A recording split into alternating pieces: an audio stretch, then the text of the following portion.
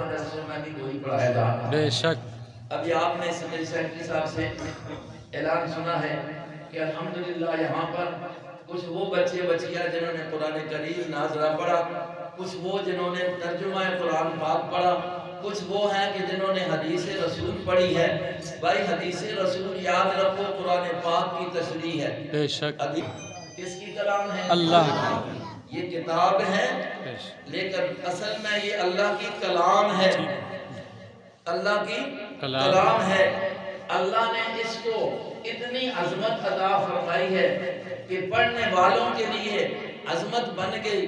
وہ حدیث میرے سامنے ہے جناب نبی کریم صلی اللہ علیہ وسلم کے ارشادات میں کہ آپ فرماتے ہیں کہ ابھی انسان کو اللہ نے بنایا ہی نہیں تھا، انسان پیدا ہوا ہی نہیں تھا، زمین و آسمان کے بننے سے بھی پہلے اللہ نے اس کتاب کو، اس قرآن کو، اس اپنی کلام کو فرشتوں کے سامنے رب ذوالجلال نے خود پڑھا۔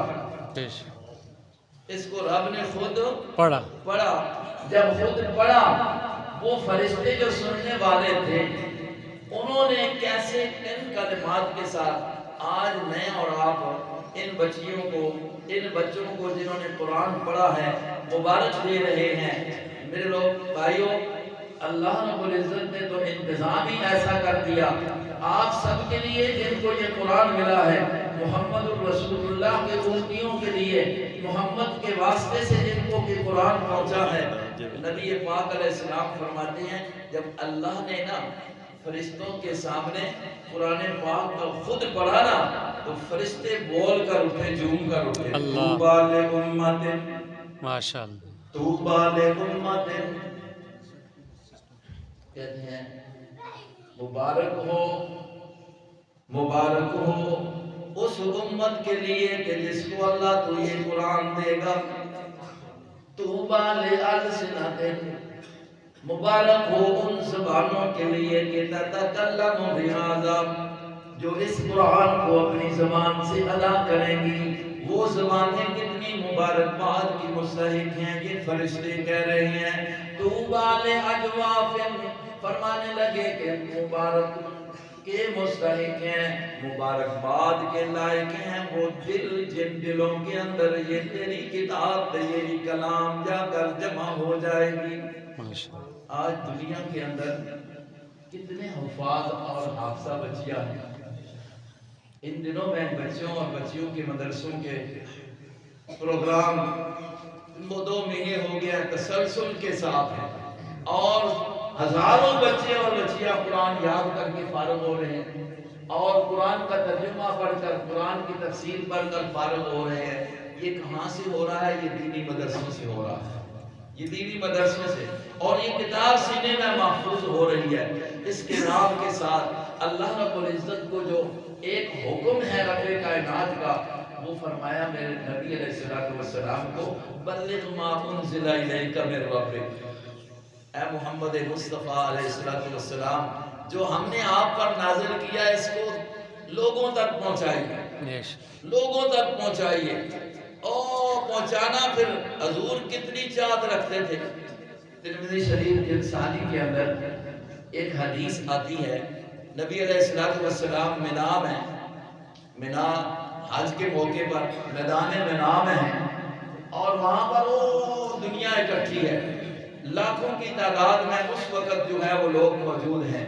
حضور علیہ السلام وہاں پر ایک اپنی تمنا اور ایک اپنی چاہت کا اظہار فرماتے ہیں، فرماتے ہیں الا رجل یحملنی الی قوم لأبلغ کلام ربہ، کاش کہ کوئی بندہ آیا ہوا ہو، کوئی بندہ آیا ہوا ہو، نہ میں دنیا آئی ہوں، کوئی بندہ ایسا ہو کہ یحملنی، جو مجھے لے کر چلا جائے الی قوم، اپنے علاقے میں اپنی قوم کے پاس، لأبلغ کلام ربی، تاکہ میں ان تک اپنے رب کا کلام پہنچا دوں۔ ماشاءاللہ، حضور چاہت رکھتے ہیں کیوں رب کا حکم ہے۔ الحمدللہ یہ اللہ رب العزت نے علماء حق کے جو وارث بنایا ہے نبی کا، تو وہ کام کر رہے ہیں کہ دنیا تک مدارس کے ذریعے، بیانات کے ذریعے کس کی تبلیغ کی جا رہی ہے؟ قرآن کی اشاعت کی جا رہی ہے، قرآن دنیا کو بتایا جا رہا ہے۔ الحمدللہ آپ کے اس مدرسے میں بھی یہی کام ہوا، بچوں نے قرآن پڑھا، بچیوں نے قرآن پڑھا، اس کا ترجمہ سیکھا اور اس کی تشریح میں جناب محمد الرسول اللہ صلی اللہ علیہ وسلم کی حدیث مبارکہ کو پڑھا اور سیکھا ہے۔ اب ذمہ داری کس بات کی ہے؟ جو بچیاں پڑھی ہیں، اب پڑھ کر انہوں نے اس امانت کو جو اپنے پاس لیا ہے، اپنے اساتذہ سے جو ان تک یہ علم کی باتیں پہنچی ہیں، الحمدللہ اس نعمت کی یہ قدر کریں گے۔ اور قدر اس کی یہ ہے، ایک تو خود جو پڑھا ہے اس پر عمل ہو، جو پڑھا ہے اس پر عمل ہو۔ نمبر 2 قدر اس کی یہ ہے کہ جیسے انہوں نے سیکھا ہے، یہ امانت اپنے پاس لی ہے، اس کو امانت سمجھ کر اوروں تک پہنچایا جائے۔ قرآن پاک اس لیے نہیں آیا صرف کہ ہم اس کے نام پر قسم اٹھا لیں، قرآن پاک صرف اس لیے نہیں آیا کہ ہم اس کو برکت کے لیے گھر کے اندر رکھ دیں یا صرف برکت کے لیے گھر میں تلاوت کر لیں، صرف اس لیے نہیں آیا۔ اصل تو قرآن آیا اس لیے ہے کہ قرآن پر عمل کیا جائے۔ قرآن آیا کیوں ہے؟ اللہ تبارک و تعالیٰ کا یہ ارشاد خود قرآن پاک کے اندر موجود ہے۔ یہ عظمت والی کتاب آئی ہے، لِتُخْرِجَ النَّاسَ مِنَ الظُّلُمَاتِ إِلَى النُّورِ کتاب انزلناہ الیک، کتاب اللہ خود فرماتے ہیں میرے پاک محمد مصطفیٰ، کتاب ھذا کتاب انزلناہ، کتاب یہ ہے میری، کیونکہ انزلناہ اس کو اتارا بھی میں نے ہے۔ کیوں اتارا ہے تیرے اوپر میرے محمد مصطفیٰ علیہ السلام؟ قرآن کیوں دیا ہے؟ لِتُخْرِجَ النَّاسَ مِنَ الظُّلُمَاتِ إِلَى النُّورِ، تاکہ اس قرآن کے ذریعے جو کفر کے اندھیرے، شرک کے اندھیرے، رسومات کے اندھیرے اور بدعات کے اندھیرے جو ہیں، اس قرآن کے ذریعے ان اندھیروں کو ختم کر کے روشنی کو پھیلا دیا جائے۔ لِتُخْرِجَ النَّاسَ مِنَ الظُّلُمَاتِ إِلَى النُّورِ، کیونکہ قرآن کو خود اللہ پاک نے کہا یہ نور ہے۔ قَدْ جَاءَكُم مِّنَ اللَّهِ نُورٌ وَكِتَابٌ مُّبِينٌ، دنیا والوں تمہارے پاس اللہ کی طرف سے روشنی نور آ چکا ہے، یعنی کتاب مبین آ چکی ہے۔ اس کے ذریعے یہدی بہ، لوگوں کو سیدھے راستے پر چلو، قرآن کے ذریعے لوگوں کو سیدھا راستہ بتاؤ۔ قرآن جو بتاتا ہے وہ سیدھا راستہ ہے۔ قرآن عقائد کی بات بتائے تب صحیح ہے، قرآن عبادات بتائے تب صحیح ہے، قرآن معاملات بتائے تب صحیح ہے، قرآن اخلاق بتلائے، ان اخلاق کو اختیار کرنا یہ اچھائی ہے۔ 4 چیزیں مرکزیت کے ساتھ قرآن کریم میں آپ حضرات ذہن میں رکھیں۔ قرآن جہاں پر ایمان صحیح کرتا ہے، اعتقاد صحیح کرتا ہے، اللہ کی وحدانیت بتلاتا ہے، نبیوں کی رسالت بتلاتا ہے، اللہ رب العزت قیامت کے مسائل کو بیان کرتا ہے، انسانیت کو قرآن یہ بتاتا ہے کہ یہ دنیا کی زندگی عارضی ہے، ایک دن سب نے اس کو چھوڑ کر جانا ہے، اور اس دنیا کی زندگی کے ایک ایک لمحے کا، ایک ایک بات کا، ایک ایک عمل کا کل اللہ کے سامنے حساب دینا ہوگا۔ اس رب ذوالجلال کے سامنے تمہارے اعمال نامے بھی بھول جائیں گے، تمہارے دائیں ہاتھ میں دیا جائے گا، بائیں ہاتھ میں دیا جائے گا۔ اچھے لوگ جو ہوں گے ان کے اعمال نامے، ان کے رجسٹر جو ہے ان کے دائیں ہاتھ میں مل جائیں گے، بائیں والوں کو بائیں میں مل جائیں گے جو برائی کرتے رہے۔ فرمایا اس حساب کتاب کو بھی ذہن میں رکھو، قرآن اس کو بھی بیان کرتا ہے، اور قرآن ہمیں معاملات بھی بتلاتا ہے۔ معاملات بیچنا کیسے ہے، خریدنا کیسے ہے، ملازمت کیسے ہے، زندگی کیسے بسر کرنی ہے۔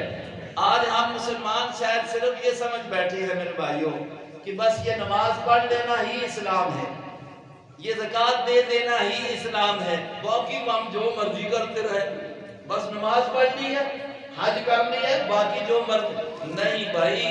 اللہ نے جو قرآن کے ذریعے ہمیں بتایا ہے نا، نماز پڑھنی ہے، عبادت کرنی ہے، وہ بھی عبادت تب بنے گی جب ماں رب ذوالجلال کی رضا کے لیے ہوگی۔ بے شک۔ فرمایا کہ اسی طرح تم دکان پر بیٹھ کر بھی، تم اپنے کاروبار میں بھی، تم ملازمت کرتے ہوئے بھی، اور تم اپنا ذمہ دارہ کرتے ہوئے بھی، اگر یہ چاہتے ہو کہ ہمارا یہ دنیا کا کام بھی عبادت بن جائے، رب کی رضا حاصل ہو جائے، تو اس کو کرتے ہوئے ذرا خیال کر لیا کرو کہ آقا مصطفیٰ نے تجارت کیسے کی۔ بے شک۔ ذرا دیکھ لیا کرو کہ آقا مصطفیٰ کسی کے پاس مزدوری کرتے ہیں، بکریاں چراتے ہیں تو کس طرح چراتے ہیں۔ آقا مصطفیٰ علیہ السلام کسی کے ساتھ سفر میں جاتے ہیں تو سفر کا انداز کیا ہوتا ہے۔ محمد مصطفیٰ علیہ السلام اپنے گھریلو زندگی گزارتے ہیں، اپنی ازواج کے ساتھ، اپنی بیویوں کے ساتھ، اپنی بیٹیوں کے ساتھ، اپنے بیٹوں کے ساتھ، اور اپنے ماحول اور معاشرے والوں کے ساتھ، اپنے شاگردوں کے ساتھ، اپنے مریدوں کے ساتھ، اپنے مقتدیوں کے ساتھ۔ یہ زندگی کا جو گزران ہے میرے محمد کا کیسا ہے، اس گزران کو تم بھی اپنے گھر میں اختیار کرو، باہر اختیار کر لو، تمہارا وہ دنیا کا معاملہ بھی تمہارے لیے عبادت بن جائے گی۔ بے شک۔ یہ اللہ رب العزت کے قرآن نے ہمیں سکھایا ہے۔ قرآن عبادات بھی سکھاتا ہے، معاملات بھی سکھاتا ہے، قرآن پاک ہمیں اخلاق بھی سکھاتا ہے۔ اور وہی بات تھی نا، وہ اما عائشہ صدیقہ رضی اللہ عنہا کی بچیوں نے وہ حدیث پڑھی، اس کو ذرا مد نظر رکھیے۔ جس وقت آقا کے بارے میں سوال کرنے والے سوال کرتے ہیں، بتاؤ حضور کے اخلاق کیسے ہیں؟ جواب دیا ہے ہماری اپنی اللہ۔ ان بچیوں نے پڑھا ہے۔ اگر تمہاری بھی حدیث رسول پر نظر ہو جیسے پڑھی ہے، تمہاری بھی قرآن پر نظر ہو جیسے تم نے قرآن کو پڑھا ہے، اور اس نظر کو مضبوط رکھیں گے تو پھر یہ جواب تمہارے سامنے ہونا چاہیے۔ اپنے اخلاق پھر قرآن کے مطابق بنا لو۔ میرے نبی پاک علیہ السلام کے بارے میں عائشہ نے جواب دیا رضی اللہ عنہا نے، آپ مجھ سے میرے نبی کے اخلاق کا پوچھتے ہو، سیرت کا پوچھتے ہو، کردار کا پوچھتے ہو؟ میرے محمد رسول اللہ کا کردار دیکھنا ہے، اخلاق دیکھنے ہیں تو قرآن پاک کو پڑھ لو۔ یہ قرآن بڑی عظیم کتاب ہے، یہ محمد رسول اللہ صلی اللہ علیہ وسلم کی انبیاء کی عظمتوں کو بھی بتلاتی ہے، فرشتوں کی عظمتوں کو بھی بتلاتی ہے، اولیاء اللہ کی عظمتوں کو بھی بتلاتی ہے، اور اولیاء اللہ کی عظمتوں کے ساتھ ساتھ ان کی علامات کو بھی بتلاتی ہے کہ اولیاء اللہ کون ہوتا ہے اور اولیاء الرحمن کون ہوتا ہے۔ بے شک۔ یہ نہیں قرآن کریم وضاحت، یہ قرآن کے اندر ہمارے زندگی گزارنے کے لیے جو کچھ ضرورت ہے رب ذوالجلال نے اس کی رہنمائی قرآن کے ذریعے کر دی ہے، اور اگر کہیں اجمال ہے تو اس کی تشریح و تفصیل جناب مصطفیٰ علیہ السلام نے فرما کے کر دی یا کر کے دکھا دیا۔ بے شک۔ حضور نے جو کیا ہے وہ بھی قرآن کے مطابق ہے، جو فرمایا ہے وہ بھی قرآن کے مطابق ہے۔ بھائیو، اللہ تبارک و تعالیٰ نے یہ عظیم کتاب ہمیں نصیب فرمائی ہے، پہلے کسی امت کو ایسی کتاب نصیب نہیں ہوئی۔ آسمانی کتابیں اور بھی ہیں، لیکن جیسے کہ اپنے ثاقب صاحب نظم میں پڑھ رہے تھے کہ مصطفیٰ آگے خاتم الانبیاء، آگے سارے ادیان ختم ہو گیا۔ توجہ آپ کی نہیں کی اس وقت، سارے ادیان حضور آگے، باقی دین یہودیت گیا، دین عیسائیت گیا، اب تو وہ محفوظ ہی نہیں ہے، لیکن جو تھے اب ان پر عمل نہیں رہا، اس لیے کہ آ گیا وہ آ گیا ہے کہ جس کے آنے کے بعد کسی اور کے آنے کی ضرورت ہی نہیں۔ بے شک۔ اب کتاب وہ آ گئی ہے کہ جس کتاب کے بعد کسی اور کتاب کی ضرورت نہیں۔ اتنی عظیم کتاب بن کر آ گئی۔ امت وہ آ گئی ہے کہ جس امت کے بعد کسی اور امت نے آنا نہیں ہے، اور اس امت کو ساری امتوں سے بہتر قرار دیا۔ کیوں بہتر قرار دیا؟ کہ ان کو نبی سب سے بہتر ملا، ان کو قرآن کتاب سب سے بہتر ملی، ان کو امت بہتر اس لیے بنا کے رکھ دیا کہ ان کی ذمہ داری ایسی ڈال دی۔ فرمایا وہ یہ ہے کہ یہ امت اچھی اس لیے ہے کہ برائی سے روکے گی، اچھائی کا کہے گی، بے شک برائی سے روکے گی، اچھائی کا۔ آج اگر ہم اس فرض کو، ہمیں اللہ نے ساری امتوں میں، او امت موسوی گزری، امت عیسوی گزری، ابراہیم علیہ السلام کی امت گزری، نوح علیہ السلام کی امت گزری، بڑی مشقتیں انہوں نے اٹھائی، دین کے لیے سب کچھ انہوں نے برداشت کیا، لیکن ان کے مقابلے میں آپ کو اور مجھ کو اللہ نے یہ انعام دے دیا کہ ان کے مقابلے میں ہمیں اللہ کہتا ہے تم اعلیٰ ہو، تم افضل ہو، تم بہترین ہو ان کے مقابلے میں، تم سب سے آخر میں آئے ہو لیکن سب سے اعلیٰ اور افضل بن کے آئے ہو۔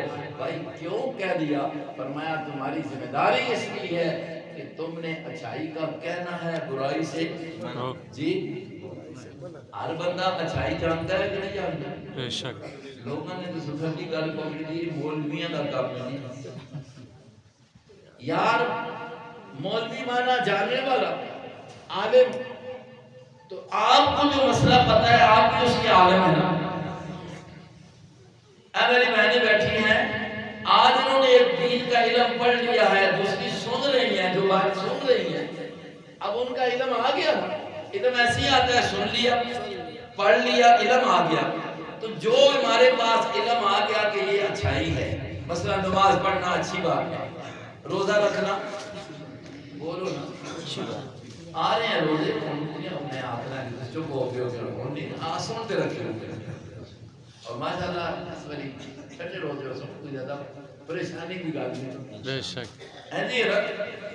اب یہ مسئلہ سب کو پتا ہے نا، روزہ رکھنا ثواب کا کام نہیں بول رہے عبادت۔ آپ عالم ہیں نا بھائی، نماز ضروری ہے، فرض ہے۔ جب بچہ بچی 7 سال کا ہو جائے اس کو نماز کا کہنا حضور پاک علیہ السلام کا حکم ہے۔ میری مائیں بہنیں بچیاں یہ سن رہی ہیں، ان کو بچے اور بچی کو کون کرے گا حکم؟ باپ کرے گا، ماں کرے گی۔ کب کرے گی؟ جب آپ نمازی ہوگی، بے شک جب آپ نمازی ہوگی۔ آج مدرسے سے اگر آپ یہ دین سیکھ کر جا رہی ہیں، اگر آپ اس پر پابندی نہیں کریں گی تو کسی اور پر گلا کرنا کیسے ہوگا؟ پتہ یہ چلے کہ جب آپ نے اس مدرسے سے یہ امانت حاصل کی ہے، اپنے اساتذہ سے یہ قرآن کی نعمت کو حاصل کیا ہے، اب تمہاری زندگی کے اندر اور دوسری عورتوں کی زندگی کے اندر فرق نظر آنا چاہیے۔ تمہاری زندگی کا گزران نظر آئے تو عائشہ صدیقہ کا کردار نظر آئے، تمہاری زندگی کا معاملہ نظر آئے تو امّا حفصہ رضی اللہ عنہا کا کردار، ان کا وقار، ان کا طرز تمہاری زندگی میں نظر آئے کہ انہوں نے جو کچھ دیکھا محمد رسول اللہ کو دیکھ کر اس کے مطابق زندگی بسر کی ہے۔ آج ان کا نام ہے، اسی لیے ان کا نام زندہ ہے کہ انہوں نے پیارے پیغمبر کی زندگی کو دیکھ کر، سن کر، سمجھ کر اپنی زندگی کو گزارا ہے۔ آج ہم مسلمان ان کے نام پر بچیوں کے نام رکھنا فخر سمجھتے ہیں، آج ان کے نام پر مدرسے کا نام رکھنا فخر سمجھتے ہیں۔ تو کیوں سمجھتے ہیں؟ اپنے کردار کو ان کی طرح بنا لو، تمہارے اوپر بھی فخر کیا جائے گا، اللہ بھی فخر کریں گے اور فرشتے بھی فخر کریں گے، اولیاء اللہ بھی فخر کریں گے۔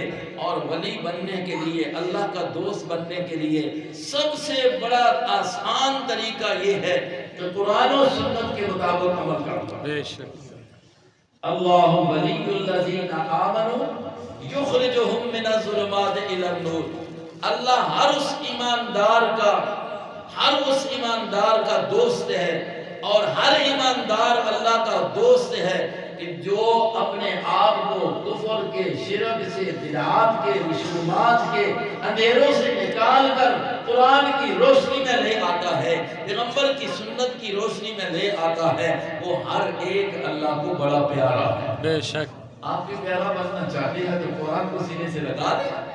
نبی پاک علیہ السلام نے آخری خطبہ جو ارشاد فرمایا تھا حجۃ الوداع کے موقع پر، او میدان عرفات کے اندر، جس وقت یہ اعلان آ گیا تھا الیوم اکملت لکم دینکم واتممت علیکم نعمتی، او دنیا والو جو دین وہ چلایا تھا، جس دین کو مذہب کو آج وہ محمد الرسول اللہ پر میں نے مکمل کر دیا ہے، پورا کر دیا ہے، پسند کر دیا ہے۔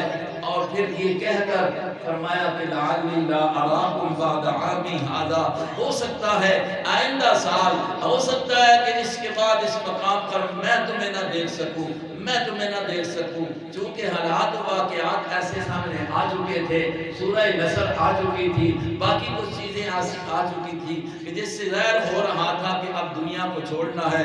سب سے بڑی نشانی یہ آ چکی تھی کہ بھائی دین مکمل ہو گیا، جس کے لیے مصطفیٰ کو دنیا میں بھیجا تھا وہ کام مکمل ہو گیا۔ جب کام مکمل ہوتا ہے تو پھر بندے کو واپس آنا پڑتا ہے، اصل تو مقام وہ جنت کا ہے، ادھر ہی جانا ہے سب نے۔ تو اس وقت حضور علیہ السلام نے فرمایا جا رہا ہوں تمہیں الوداع کرتے ہوئے کچھ دے کر جا رہا ہوں، اگر اس کو ساتھ رکھو گے کبھی گمراہ نہیں ہوگے۔ موطا امام مالک کے اندر صحیح حدیث سند کے ساتھ فرمایا کہ ایک اللہ کی کتاب دے کے جا رہا ہوں، دوسری اپنی سنت دے کے جا رہا ہوں۔ ماشاءاللہ، جب تک اس کو اپنے سینے سے لگائے رکھو گے، جب تک اس پر عمل کرتے رہو گے، گمراہ کبھی نہیں ہوگے۔ جب قرآن کو ہاتھ سے چھوڑ دیا، جب سنت کو اپنے آپ سے نکال دیا، کبھی بھی ہدایت نہیں ہوگی۔ میرے بھائیوں، میرے بچیوں، اللہ نے آپ کو یہ علم دین، یہ قرآن والی نعمت بھی آپ کو اس کا علم نصیب فرمایا ہے، یہ حدیث والا علم بھی آپ کو نصیب فرمایا ہے۔ اس نعمت کی آپ قدر کریں۔ آپ کا ماحول اور آپ کا رہنا سہنا، آپ کا اپنے معاشرے میں زندگی کا بسر کرنا نمایاں نظر آئے، آپ کے اوپر قرآن کا رنگ ہو، آپ کے اوپر مصطفیٰ کی سنت کا رنگ ہو۔ یہ نہ ہو کہ آپ جائیں اپنے ماحول اور معاشرے میں وہی کچھ کرنا شروع ہو جائیں کہ جو وہ لوگ کر رہے ہیں، پھر آپ نے اس امانت کا حق ادا نہیں کیا ہوگا، اس نعمت کا پھر شکریہ ادا نہیں ہوگا۔ آپ کو قرآن نے حیا سکھایا ہے، آپ کو نبی نے حیا سکھایا ہے۔ قرآن پاک کی ان آیات کو سامنے رکھنا، اللہ رب العزت اپنے نبی کو کیا حکم دیتے ہیں؟ یا ایھا النبی ماشاءاللہ، قل لأزواجک وبناتک ونساء المؤمنین، اے میرے نبی، اللہ کہہ رہا ہے، اللہ کہہ رہا ہے، اے نبی قل لأزواجک، تو کہہ دے اپنی بیویوں کو، وبناتک، اپنی بیٹیوں کو، جس سے پتہ چلتا ہے کہ نبی کی بیٹی ایک نہیں تھی، 4 تھی۔ یہ بھی ایک مسئلہ بنا ہوا ہے نا۔ قرآن بتاتا ہے بناتک، بنات بیٹیوں کو کہتے ہیں، بنت بیٹی کہتے ہیں، ایک بنات جمع ہے۔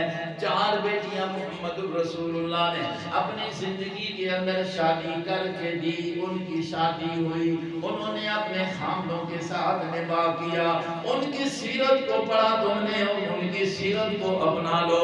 قرآن ان کو بھی حکم دیتا ہے، اے میرے محمد مصطفیٰ میرے نبی، کہہ دے اپنی بیویوں کو، 11 بیویاں بیک وقت، 11 بیویوں کے ساتھ آپ کی شادی ہوئی، یہ آپ کی خصوصیت۔ بیک وقت گھر کے اندر 9 بیویاں موجود ہیں، ان کو بھی کہہ دیجئے، اپنی 4 بیٹیوں کو بھی کہہ دیجئے، وَنِسَاءِ الْمُؤْمِنِينَ، اور ایمان والی عورتوں کو بھی، ان کو ایمان والی عورتوں، ایمان والی ساری کو کیا کہہ دے؟ یُدْنِینَ عَلَیْہِنَّ مِن جَلَابِیبِہِنَّ، جس وقت باہر جانے کی ضرورت ہو جائے، ویسے تو باہر جانا جائز ہی نہیں ہے۔ قرآن نے حکم دیا ہے قرن فی بیوتکن، قرن فی بیوتکن ولا تبرجن تبرج الجاہلیۃ الاولی، او نبی کی بیویوں اپنے گھروں کو آباد رکھو، گھر میں رہا کرو، ولا تبرجن تبرج الجاہلیۃ الاولی، او جاہلوں کی طرح، او زمانہ اسما سبق میں جہاں جہلیت ہی جہلیت، علم نہیں تھا، بے پردگی تھی، بے حیائی تھی، ان کی طرح باہر نہ نکلا کرو۔ اقمنا الصلاۃ، نماز کی پابند بن جاؤ۔ آتینا الزکاۃ، مرد نے مال دیا ہے تو زکات بھی ادا کیا کرو۔ سب سے بنیادی بات ہے کہ اطیعوا اللہ ورسولہ، او میرے نبی کی بیوی بیویوں اللہ خطاب کر کے کہتے ہیں خیال کیا کرو اطاعت کرو تو اللہ کی اور اس کے رسول کی بے شک تابعداری کرتی رہا کرو. کس کی؟ اللہ کی اور اس کے رسول اللہ اور بعض گھروں میں دستورات میں ہوتا ہے وہ یہ سمجھتی ہیں کہ بس یہ نیکی کرنا نماز پڑھنا زکات دینا حج کرنا یہ مردہ کا کام ہے ساڈا تے گھروں ہی کام فارغ نہیں ہونا. یہ یاد رکھو اسلام نے عورت کے ذمے معاش لگائی نہیں ہے. بے شک عورت کو جو ذمہ داری دی ہے وہ بچوں کی صحیح تربیت کرنا ہے بچوں کی پرورش کرنا ہے اور اپنے ماحول میں رہ کر اللہ اور رسول کی تابعداری کرنی ہے.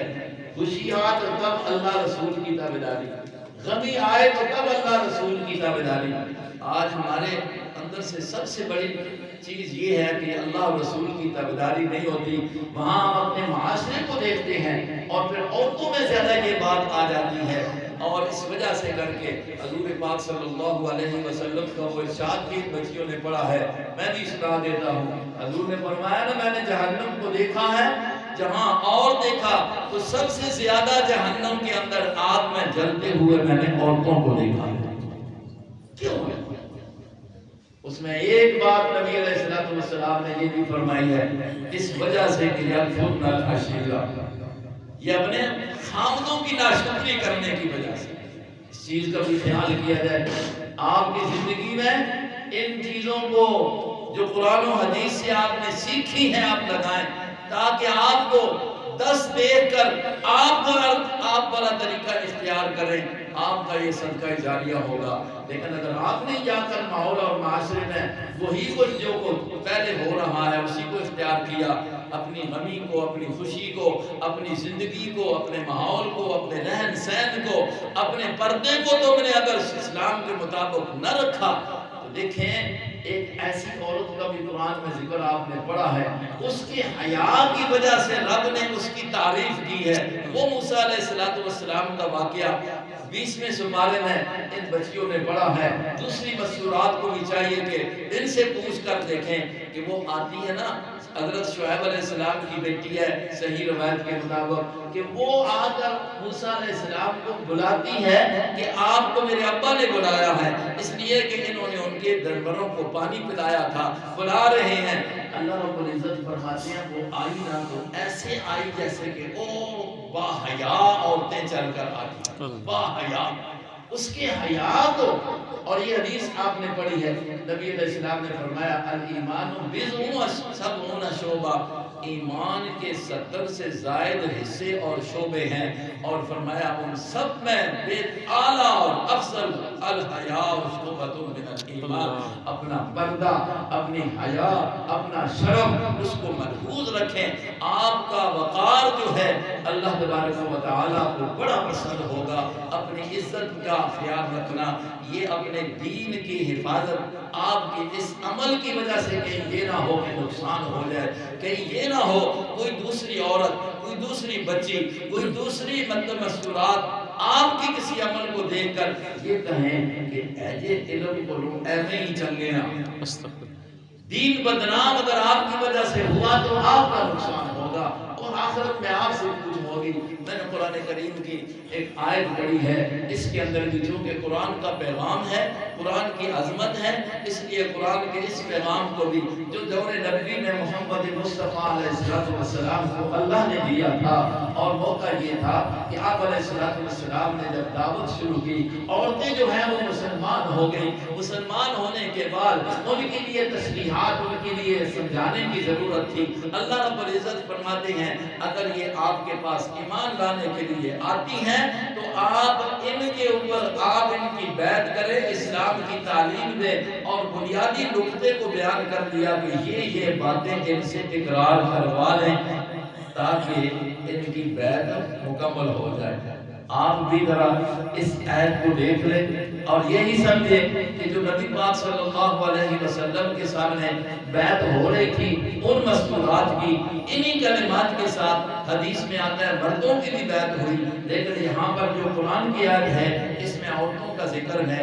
آپ مستورات ذرا اس آیت کو دیکھ لیں، کہیں ہمارے اندر یہ خرابیاں تو موجود نہیں ہیں جو اللہ کہتے ہیں کہ ان عورتوں کو کہیں کہ اس کو چھوڑ دیں، ان کو کریں، اب پھر ان کی بیعت کر لیں۔ اللہ فرماتے ہیں یا ایھا النبی، یہ میرے سامنے 28واں سپارہ ہے، سورہ صف ہے، اور بالکل آخر کے اندر یہ آیت ہے یا ایھا النبی، اے میرے نبی، اذا جاءک المؤمنات، جس وقت آپ کے پاس ایمان والیاں عورتیں آ جائیں، ایمان لانے کے لیے آ جائیں، یبایعنک، آپ ان کی بیعت کرنا چاہیں، وہ تجھ سے بیعت لینا چاہیں تو کیا کہیں اللہ یشرکن باللہ شیئا، ماشاءاللہ، پہلی شرط یہ لگائے کہ بیعت میں کرتا ہوں لیکن تم نے شرک نہیں کرنا، بولو، شرک نہیں کرنا، نہیں کرنا، شرک نہیں کرنا۔ شرک کس کو کہتے ہیں؟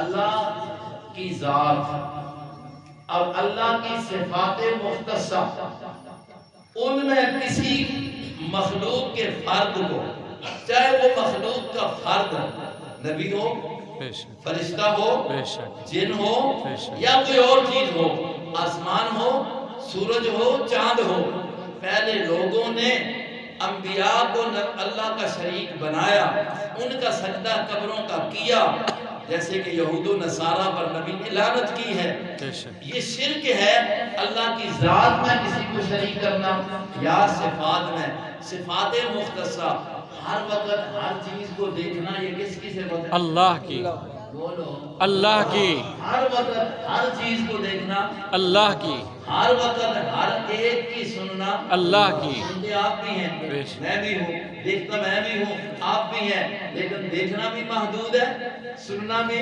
محدود ہے۔ یہ صفت کہ ہر وقت ہر ایک کی سننا، ہر ایک کی جاننا، یہ کس کی صفت ہے؟ اللہ کی، اس میں اس کو اکیلا سمجھنا، بے شک، وحدہ لا شریک سمجھنا، قل هو اللہ احد، فرمایا کہ اللہ یشرکن باللہ شیئا ولا یسرقنا، چوری نہ کرنا، اللہ، خصوصیت کے ساتھ کہا، چوری نہ کرنا، نہ کرنا۔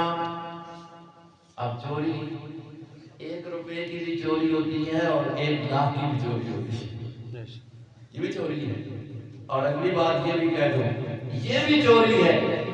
حضور نے فرمایا نا، چور سارے برے ہیں لیکن سب سے بڑا چور وہ ہے برا جو نماز میں چوری کرے۔ صحابہ نے پوچھا یا رسول اللہ، نماز میں چوری کیسے ہوتی ہے؟ فرمایا رکوع سجدہ پورا نہ کرے، بے شک، یہ بھی چوری ہے۔ فرمایا چوری، بولو، ہمارا ایک لطیفہ مشہور ہے، شیخ القرآن مولانا غلام اللہ خان نور اللہ مرقدہ اپنے گاؤں میں تقریر کر رہے تھے تو کسی نے پرچی دے دی کہ حضرت چوری کا مسئلہ بیان کرو، چوری تاسو بھی پہ جانے چوری دلالی، چوری، وہ 1 مہینے میں ضروری، ویسے تو چوری سے ٹھیک ہے جب دل چاہے اچھا گھی ہو تو کھائے بندہ، لیکن ایک خاص اس کو عبادت اور ضروری سمجھ کر کیا جاتا ہے 1 مہینے میں، وہ سفر کے مہینے میں، پتہ نہیں آپ یہاں روا جائے۔ تو حضرت شیخ سے کسی نے پوچھا حضرت چوری کا مسئلہ، تو حضرت شیخ کو نہیں پتا تھا، وہ شہروں میں رہے ادھر نہیں ہوگا، تو پڑھتے ہیں کہتے ہیں چوری، خدا کے بندوں والسارق والسارقۃ فاقطعوا، چور چوری کرنے والا مرد ہو یا عورت ہو اس کے ہاتھ کاٹے گا۔ تو انہوں نے کہا نہیں، چوری کا مسئلہ پوچھ رہے ہیں، چوری وہ کیا ہوتا ہے؟ انہوں نے پھر بتایا، میں نے کہا یار یہ تو دین میں کچھ نہیں ہے، اس کو بھی دین بنایا ہوا لوگوں نے، تو یہاں بھی ہے چوری، بات سمجھ رہے ہیں؟ وہ چوری بھی چوری ہے دین کی، بے شک، اس کو بھی لوگوں نے دین اور ثواب سمجھ کر بیان، اور واقعی پتہ نہیں کیا بنایا ہوا ہے، نعوذ باللہ۔ اور یہ نبی علیہ السلام بیمار ہوئے اور بیماری کے بعد صحت مند ہوئے تو اس پر حضرت فاطمہ رضی اللہ عنہا نے خوشی میں چوری بانٹی تھی، چوری کی تھی۔ اب یہ چوری ہو رہی ہے، حالانکہ نبی کی بیماری شروع ہوئی تھی، وہ بدھ کے دن بیماری شروع ہوئی تھی، بیماری ٹھیک نہیں ہوئی تھی، تو یہ کسی نے پتہ نہیں کیا ایک کہانی بنا لی ہے. تو یہ بہت ساری چیزیں دین بنا کر جو کی جاتی ہیں اور دین نہ ہو اس کو بدعت کہتے ہیں. یا ہمارے ماحول میں بہت ساری رسومات ہیں جو بالکل دین کے متضاد ہیں. بھائیو دین کو اس لیے سمجھنا ہے قرآن سے جو ملا ہے اس پر عمل کرنا, سنت سے جو ملے اس پر عمل کرنا ثواب بن جاتا ہے. تو کہاں کہ پہلی بات یہ ہے کہ شرک نہیں کرنا. بیعت ہو رہی ہے. چلو آپ کی بیعت بھی مولانا نعیم صاحب موجود ہیں, خلیفہ مجاز ہیں, انہی کی سمجھو بیعت ہو رہی ہے اور شرائط لگ رہی ہے کہ بیعت کرتے ہیں ہم اس بات پر کہ بھائی ہم شرک نہیں کریں گے. بولو نہیں کریں گے. نمبر 2 ولا یسرقنا, چوری نہیں کریں گے. یہ عورتوں سے وہاں حضور نے بھی جو قرآن نے ذکر کیا, اور اسی طریقے سے مردوں سے بھی بیعت ہوئی, حدیث بھی آپ نے بچیوں نے پڑھی ہے. نمبر 3 ولا یزنینا, بدکاری نہیں کریں گے. زنا خیال کرنا, حدیث میں آتا ہے آنکھ کا بھی زنا ہے, حدیث میں آتا ہے کان کا بھی زنا ہے. آج موبائل پر یہ سب کچھ ہو رہا ہے, خیال کرنا ٹی وی پر یہ سب کچھ ہو رہا ہے. آنکھ کا زنا, کان کا زنا, اس سے بھی اپنے آپ کو بچانا ہے. تب جا کر تمہاری بیعت کامل ہوگی, تب ایمان کامل ہوگا. فرمایا والا یقتلن اولادہن, اپنی اولادوں کو قتل نہیں کرنا. اپنی اولادوں کو اس وقت قتل کرتے تھے, اس وجہ سے قتل کرتے. کھائیں گے کہاں سے, زیادہ ہو گئے ہیں, کھائیں گے کہاں سے. قرآن نے کہہ دیا دوسرے مقام پر, شرط لگا دی اولاد کو قتل. ایک اولاد کا قتل تو یہ سارے سمجھتے ہیں تو اس کو مار دیا جائے. ایک یہ بھی قتل ہے کہ اس کو دیندار نہ بنایا جائے. یاد رکھو, اپنی اولاد کو دیندار نہ بنایا جائے, ان کو علم دین نہ سکھایا جائے. وہ کفر میں رہیں, جہالت میں رہیں, حقیقت یہ بھی ان کا قتل ہے. اس کے بارے میں بھی آپ سے ہم سے پوچھ ہوگی. فرمایا ولا یاتین بالبہتان یفترینہ بین ایدیہن وارجلہن, دیکھنا کسی کے اوپر بنا کر بہتان نہ لگانا, بہتان نہ لگانا. اور ولا یعصینک فی معروف, جامع سی بات بتا دی, کسی معروف یعنی کسی دینی بات کی مخالفت نہ کرنا. کسی دینی بات کی مخالفت نہ کرنا. ماحول اور معاشرے میں دین کے خلاف بدعات ہیں, رسومات ہیں, میت ہو جاتی ہے, بڑا غم ہے. لیکن حضور نے فرمایا کہ معروف یہ ہے کہ اس پر بین نہ کیے جائیں.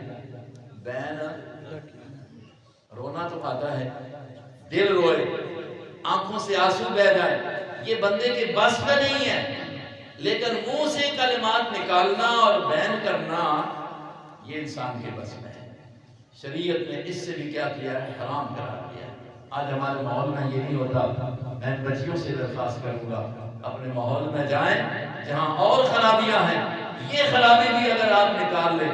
وہ حدیث آپ نے پڑھی ہے جس کا ظاہری مفہوم تو واضح یہی ہے کہ جب میت پر رویا جاتا ہے, رونے والے روتے ہیں اس کی وہ وجہ سے کہ وہ ان کی تربیت بھی کر کے گیا.